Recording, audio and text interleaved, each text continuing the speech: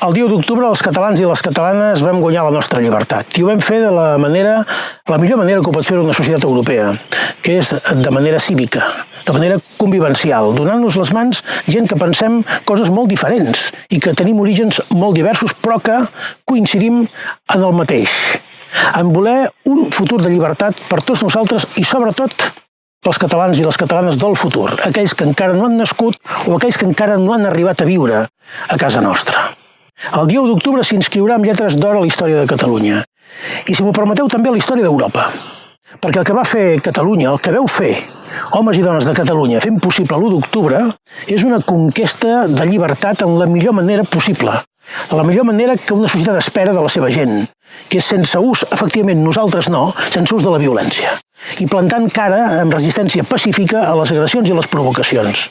Això queda per la història i és un patrimoni col·lectiu. Ho vam ratificar al Parlament el 27 d'octubre i ho vau tornar a votar el 21 de desembre i no ens hem mogut d'aquí. És veritat que això ens ha costat molt de patiment.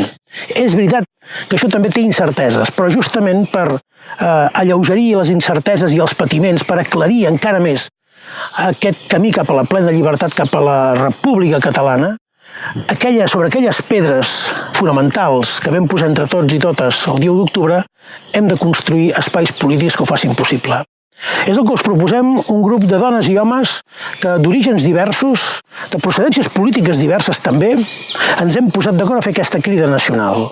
Una crida a la que demanem que us hi sumeu entusiastament, que ens ajudeu a fer possible aquest espai transversal fins a aconseguir la plena llibertat i el ple reconeixement de la República Catalana.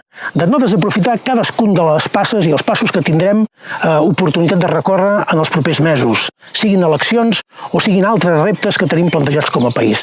I de fer-ho de la millor manera possible, amb aquell esperit que vam fer possible l'1 d'octubre. Transversalitat, unitat, respecte per les discrepàncies i les diferències, però sobretot generositat.